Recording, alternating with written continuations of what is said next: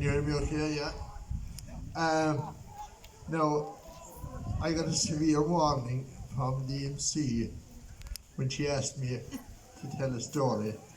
She said, get the power washer and turn it on and have it on for a good part of the day. Now, the tone of what I'm going to say tonight is directed mostly at the young people that are here, because the man I'm going to talk about, a lot of them would never have heard about him.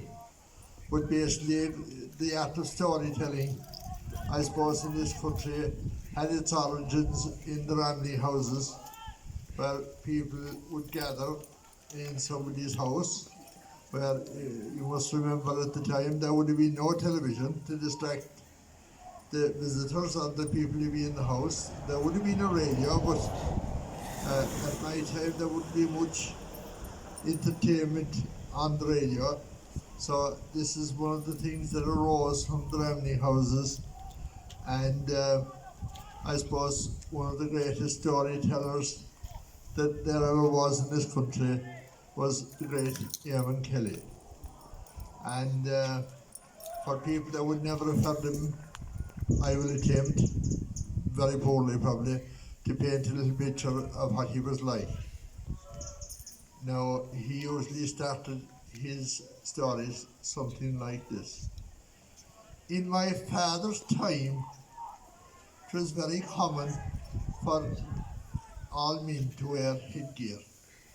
There was a line of thinking at the time that the brain was an awful delicate instrument and had to be kept safe as often as possible.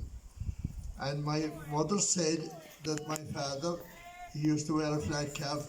She said there was only two places he took it off. That was going to bed and going to mass. And she reckoned he slept soundly in both places. But anyway,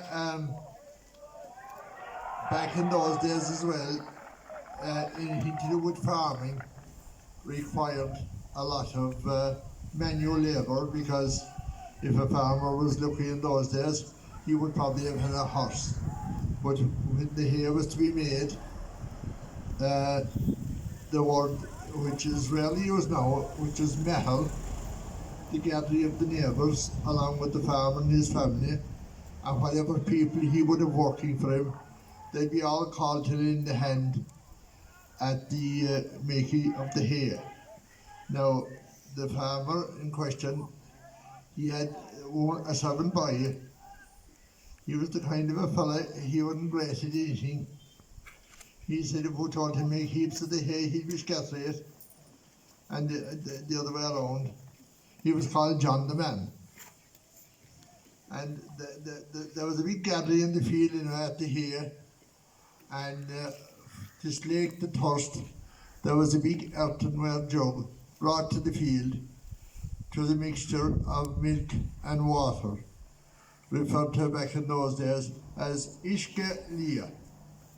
But the day was so warm and there were so many people visiting the jug that it didn't last very long.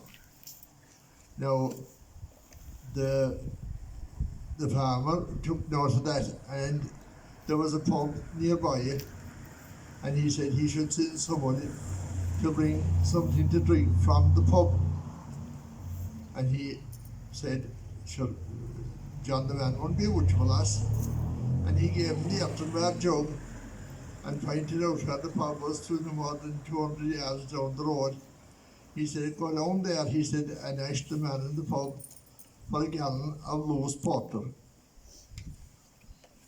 The John the Man took off, but before he got to the road, he had to jump across a bit of a dike.